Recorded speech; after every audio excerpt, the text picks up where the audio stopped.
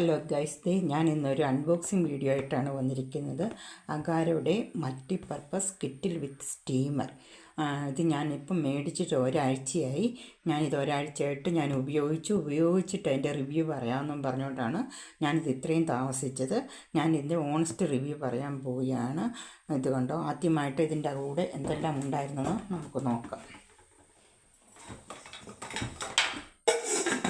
ആദ്യമേ ഇതിൻ്റെ കൂടെ ഇതിൻ്റെ മെയിൻ ഭാഗമാണുള്ള മെയിൻ ഭാഗം കിറ്റിൽ.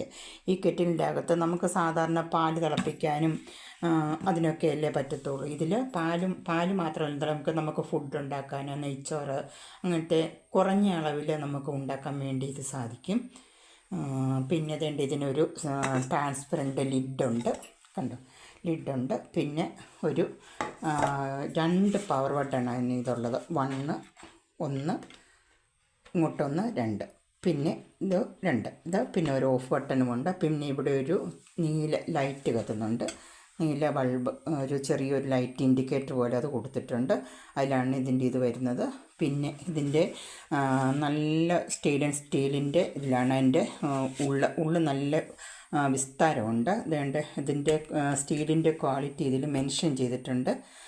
നിങ്ങൾക്ക് കാണാൻ പറ്റുമോ എന്ന് എനിക്കറിയത്തില്ല, കാണിക്കാം, ചെയ്തിട്ടുണ്ട്.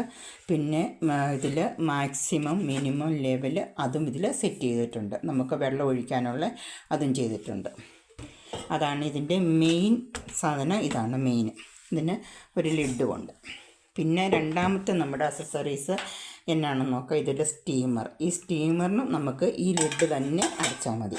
ഇതിൽ ഈ സ്റ്റീമറിൻ്റെ കപ്പാസിറ്റി 0.9 ലിറ്ററാണ്. സ്റ്റീമറിൻ്റെ കപ്പാസിറ്റിയാണ് 1.5 ലിറ്റർ. ഞാനത് നിങ്ങളോട് പറയാൻ വിട്ടുപോയതാണ്. ഇതിൻ്റെ സ്റ്റീമറിൻ്റെ കപ്പാസിറ്റി 0.9 ലിറ്ററാണ്. ഈ സ്റ്റീമറിനും ഈ ലിഡ് തന്നെ മതി. പിന്നെ ഇതിൻ്റെ കൂടെ നമുക്ക് എഗ്ഗ് ബോയിൽ ചെയ്യാനുള്ള ഒരു പ്ലാസ്റ്റിക്കിൻ്റെ ഒരു ഇത് കിട്ടിയിട്ടുണ്ട്. പിന്നെ അത് വെക്കാനുള്ള ഇത് വെക്കാനുള്ള ഒരു സ്റ്റാൻഡും കിട്ടിയിട്ടുണ്ട്. ഇതിനിടയ്ക്ക് നമുക്ക് 6 എഗ്ഗ് വരെ ഒരു 10 മിനിറ്റ് കൊണ്ട് നമുക്ക് ബോയിൽ ചെയ്ത് എടുക്കാം. ഗ്യാസ് അടുപ്പിനേക്കാളും നല്ല പവറാണ് കേട്ടോ. ഞാനിത് എല്ലാ സാധനങ്ങളും ഉണ്ടാക്കി നോക്കിയിട്ടാണല്ലോ നിങ്ങൾക്ക് ഇത് പറഞ്ഞു തരുന്നത്.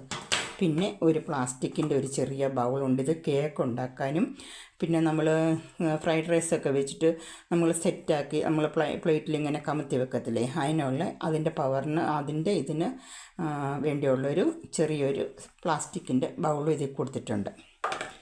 പിന്നെ ഇതിൻ്റെ കണ്ടോ, ഇത് നമുക്ക് സാധാരണ കെറ്റിൽ പോലെ ഇത് ഇങ്ങനെ എടുക്കാം.